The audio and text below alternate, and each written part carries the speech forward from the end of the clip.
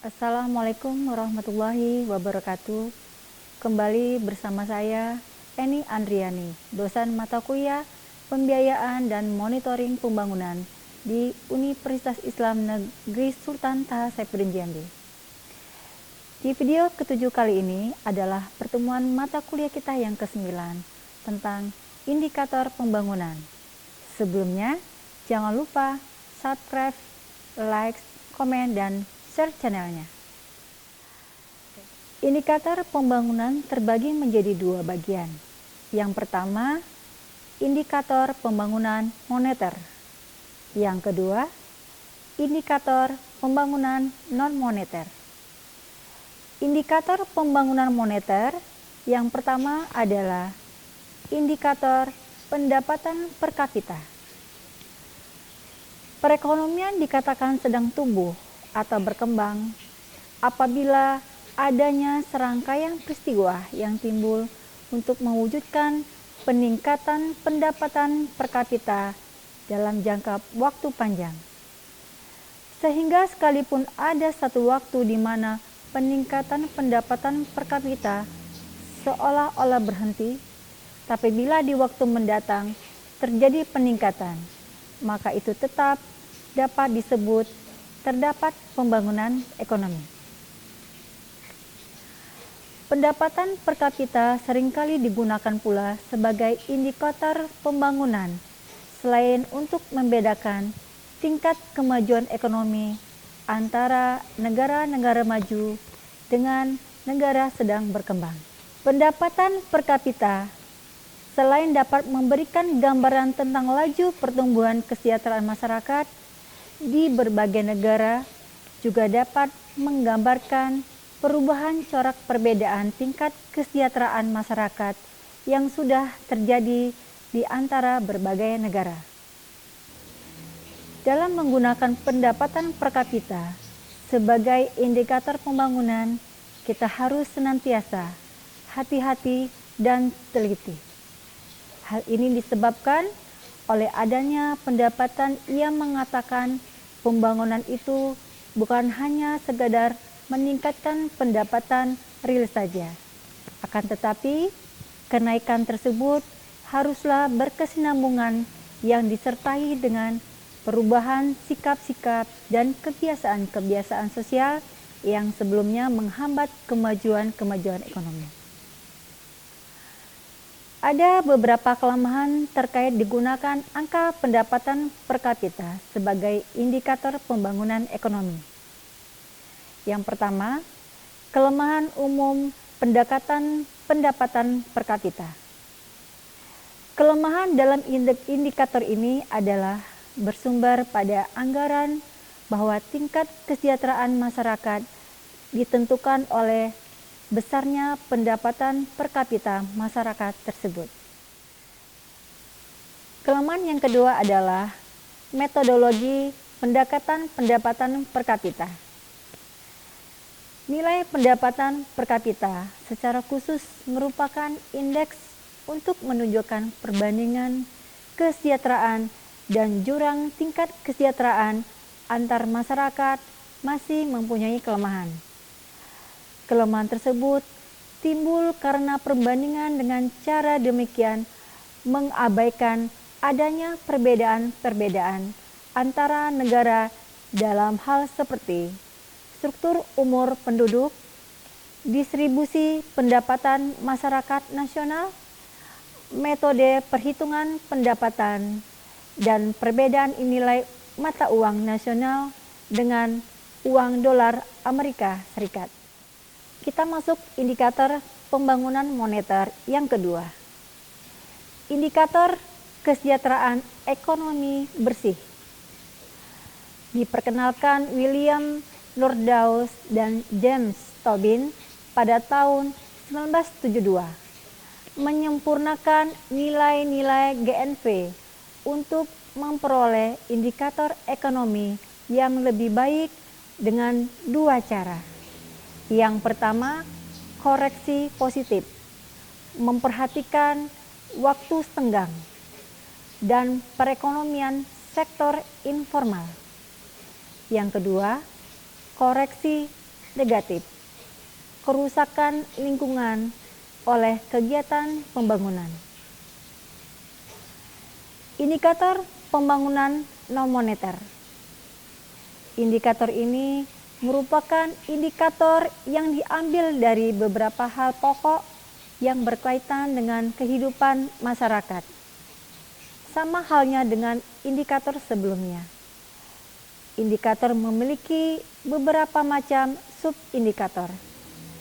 Yang pertama, indikator sosial. Ahli pembangunan ekonomi yang bernama Beckman membedakan berbagai penelitian tentang cara-cara membandingkan tingkat kesejahteraan dalam 3 kelompok. Kelompok pertama merupakan suatu usaha untuk membandingkan tingkat kesejahteraan yang terjadi dalam masyarakat yang ada di dalam 2 atau beberapa negara dengan cara memperbaiki pelaksanaan dalam perhitungan pendapatan nasional biasa. Usaha ini dipelopori oleh Colin Card yang selanjutnya disempurnakan oleh Gieber dan Craven. Kelompok kedua, dengan usaha membuat penyesuaian dalam pendapatan masyarakat yang dibandingkan dengan melihat pertimbangan perbedaan tingkat harga di setiap negara. Kelompok ketiga adalah usaha untuk membuat perbandingan tingkat kesejahteraan dari setiap negara berdasarkan pada data yang tidak bersifat moneter seperti jumlah kendaraan bermotor, konsumsi minyak, jumlah penduduk yang mengenyam pendidikan, dan usaha ini dipelopori oleh tokoh yang bernama Bennett. Menurut Beckman, dari 3 cara ini, cara yang dirasa paling tepat adalah cara yang dilakukan oleh Gilbert dan Kravis. Cara ini merupakan usaha untuk membandingkan tingkat kesejahteraan dan pembangunan di berbagai negara dengan memperbaiki metode pembanding dengan menggunakan data pendapatan nasional dari masing-masing negara. Dengan cara ini memiliki kelemahan pada negara sedang berkembang. Pada dasarnya, negara berkembang tidak memiliki data-data tentang cara-cara di atas. Sehingga Beckman mengemukakan lagi cara yang lain dalam membandingkan tingkat kesejahteraan masyarakat di berbagai negara, yaitu dengan menggunakan data yang bukan bersifat moneter. Untuk menentukan indeks kesejahteraan masyarakat di setiap negara, cara ini sering disebut dengan indikator non-moneter disederhanakan. Yang kedua, indeks kualitas hidup dan indeks pembangunan manusia. Untuk mengukur tingkat kesejahteraan masyarakat, ada sebuah indeks gabungan yang dikenal dengan Physical Quality of Land Index atau disingkat dengan PQLI, dan indeks kualitas hidup disingkat dengan IKH. Indeks ini diperkenalkan oleh Morris. Indeks kualitas hidup terdiri dari 3 indikator, yaitu tingkat harapan hidup, angka kematian, dan tingkat melek huruf. Sedangkan indikator yang digunakan untuk mengukur indeks ini adalah yang pertama, tingkat harapan hidup, yang kedua, tingkat melek huruf masyarakat, dan yang ketiga, pendapatan real per kapita berdasarkan daya beli dari masing-masing negara. Ketiga, indikator non-moneter campuran. Ada beberapa indikator di dalam non-moneter campuran. Yang pertama, pendidikan. Pendidikan ini adalah suatu indikator yang digunakan dalam mengukur pembangunan ekonomi suatu negara. Pada umumnya, dalam negara maju, tingkat pendidikan rata-rata tinggi dengan TPAK dari tahun ke tahun, selalu meningkat. Negara maju sangat memperhatikan tingkat pendidikan para penduduknya, berbeda dengan negara yang sedang berkembang. Pendidikan di NSB masih rendah jika dibandingkan dengan negara maju. Terbukti tingkat melek huruf dan TPAK, serta angka partisipasi sekolah masih rendah, sehingga dari perbandingan tersebut, indikator yang dapat diukur dalam pendidikan yaitu dengan tingkat pendidikan, tingkat melek huruf, dan tingkat partisipasi pendidikan. Yang kedua, kesehatan. Kesehatan merupakan hak azazi yang harus dipenuhi demi keberlangsungan kehidupan bermasyarakat. Indikator tingkat kesejahteraan dapat dilihat dari rata-rata hari sakit dan ketersediaannya fasilitas kesehatan. Ketika terpenuhinya pembangunan ekonomi berupa kesejahteraan dalam bidang kesehatan, dapat dilihat dari beberapa indikasi yang berupa tingkat mortalitas yang rendah, angka pertumbuhan penduduk yang tinggi, dan angka harapan hidup yang tinggi. Yang ketiga, perumahan. Rumah merupakan kebutuhan primer yang harus terpenuhi oleh masing-masing penduduk. Indikator perumahan yang sesuai dengan tujuan kesejahteraan penduduk yaitu sumber air bersih, listrik, sanitasi, dan mutu rumah tangga. Yang keempat adalah angkatan kerja. Penduduk yang dikatakan angkatan kerja adalah orang yang telah berumur 15 sampai 64 tahun.